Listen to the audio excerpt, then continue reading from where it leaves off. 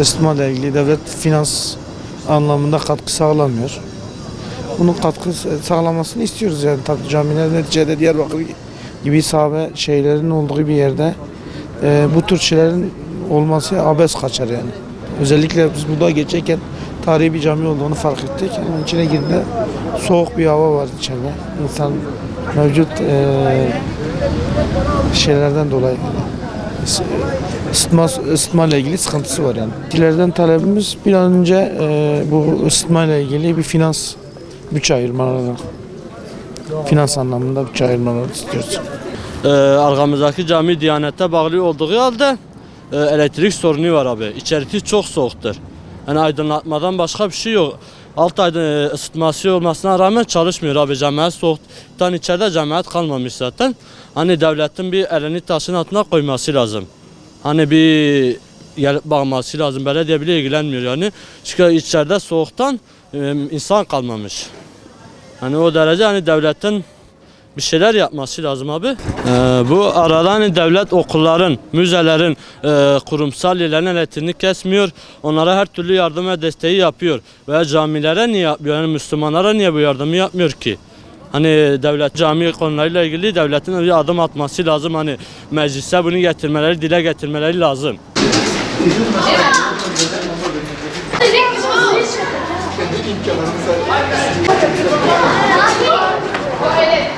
Evet, camiyle ilgili sorunlarımız var. Biraz sıkıntılarımız var camiyle ilgili. Nasıl diyeceksiniz? Elektrikle ilgili, ısıtmayla ilgili bizim sorunumuz var. Devlet bize bu elektriği halkın ödemesini istiyor. Tabii halk da bunda zorlanıyor. Halk bu enflasyondan dolayı kendi elektriklerini şu anda yatıramıyorlar yüksek geldiği için. Gel görün ki cami ibadet yeri. Bizim halk camiye gelir, burada namaz kılarlar. Ama soğuk olduğu için bazıları da hasta düşüyor. Hasta olan kişilerden biri de benim babam. Camiye kaç gündür gelemiyor bu soğuktan dolayı. Hakeza bizim çocuklar var, ders almak için camiye geliyorlar.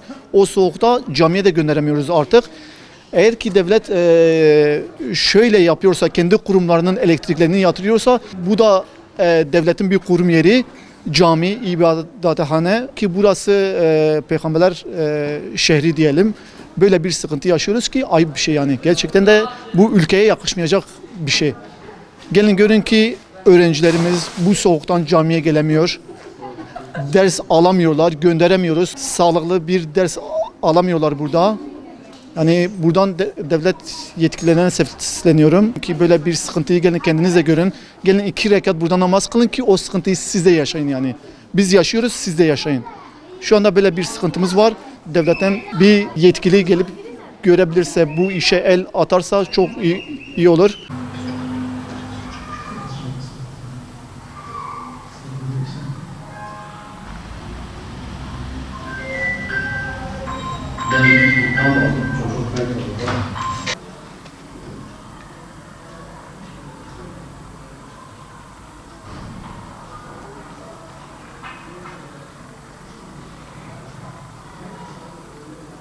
Buranın esnafıyım. Buranın cemaatimizi burada kılıyoruz. Bu camide kılıyoruz.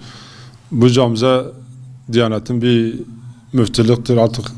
Diğer hangi nasıl resmi kurumlara destek veriyorsa bizim bu camiye de bir destek versinler. Okulların, hastanelerin nasıl elektriği ısıtmasını karşılıyorsa nasıl bizim camiyi de mesela elektriği ısıtmasını şeyleri karşılasın. Onu istiyoruz. Her cuma günü bizim cami hocalarımız bizden para toplayıp bizim kendi elektrik faturamızı ödeyemiyoruz. Artı bunu da bizden talep ediyorlar hocalarımız. Bunu devlet karşılamasını istiyorum. Vallahi soğukluk hadi içindeyiz. Canlı şahidiz. Hadi titriyoruz burada hocam. Titriyoruz. Bu sahne dışarı buradan da sıcak. Camiden yani soğuk olduğu için gelemiyoruz, camiye de gelmiyoruz. Camiye geliyorsun 3-5 kişi var. Bazen yoktur. İnan geçen gelmişim yatsı namazına sadece 2 kişi imamın arkasındayız. Ne için? Soğuk. Soğuk olduğu için 2 kişi var. 2 kişi. Zaten mezun de yok bu caminin, bizim mezuni de yok. Bir imamımız var, bir de 2 kişi kalmışız burada. 2 kişiyle cemaat kılmışız burada. Soğuktan dolayı kimse gelmiyor. Buna bir devletimiz bir çözüm bulmasını bekliyoruz. Nasıl hastanın ışıklarını, ısıtmasını karşılıyorsa, okulların ısıtması, ışıklarını karşılıyorsa camimizde de devletin, diyanetin bunun çözmesini istiyoruz. Ben 1992'lerden beri buradayım. Bu caminin kuruluşunu gördük, nasıl yapıldığını gördük. Cami düzeldi, imam geldi, Mustafa Hoca, Allah razı olsun sizden de onunla da. Beraber el ele verdik, camimizi cami haline getirdik. Bir ara müftülüğe 4 kişi cemaatten gittik oraya. Müftüye dedik ki üzerimize su damlıyor. Bu camiye bir el uzatsanız. Efendim hiçbir camiye yardım yapmamışız da. Bu camiye yapamıyoruz. Yaparsa bütün millet üstümüze çullanır. Peki madem öyleyse o zaman bizde yardım beklemeyin. Fakir semttir. Zengin bir yer olsa hadi eyvallah. Herkes elini cebine atar çıkarır 1 milyar verir, 2 milyar verir, 5 milyar verir, 300 lira verir vesaire. Yardım eder gerekeni yapardı. Maalesef kimse bize yardımcı olmadı yani bu cami için. Kendi halkımızda, kendi mahallemizdeki insanların arasında paramızı topladık, camimizi cami haline getirdik. Cemaatimiz gayet iyi oldu. Camimiz gerçekten bir camiye benzedi, cami oldu. Her gün kağıt gönderdi. Efendim Ankara'da bilmem nerede falanca cami. Efendim nerenin bilmem falanca camisine yardım. Peki siz niye para topluyorsunuz kardeşim? Bu cami değil miyiz? Burası ibadet yeridir. Buradaki insanlar Müslüman. Burası kahvehane değildir, yatakhane değildir. Burası ibadethanedir. Niye yapmıyorsunuz? Elektriği efendim, elektrik artık kurum elektrik parayla veriyor. Güzel. Zaten yükseldiği kadar yükseldi. Kimse bu parayı vermeyi mümkün değildir. Hatta tapusunu almak istiyorsanız buyurun babam cami sizin olsun. Sizin gibi dostları bazı arkadaşları araya girdi Allah razı olsun. Ya idare etti birkaç gün ondan sonra tekrar kestiler. Bu vatandaşlar şimdiki Müslümanlar gerçekten de camide ibadet etmeye ikindi saatlerine öğle olsun pek nadir. Sabahları artık da gelmez oldu. Niye? Soğuktur. Olmuyor. Yarınla da bu soğuğa karşı bir de sıcaklık olacak. Yani insanlık bu değildir. Ya biri bir elini uzatsın, bir gözünü açsın. Burası Türkiye, biz Türk vatandaşıyız ya Müslümanız elhamdülillah. Niye olsun ki böyle bir şey? Hadi cami dışında başka bir şey ne olursa olsun. Hadi derdi normaldir ama cami burası ibadethane. Bu çocuklarımız hepsi burada Kur'an okuyor. Çocuklarımızı evimizden getiriyoruz burada. Cami imamıyla beraber burada ders veriyor. Başka tarafta değil. Bizim caminin imamı görevli burada ders veriyor çocuklarımıza.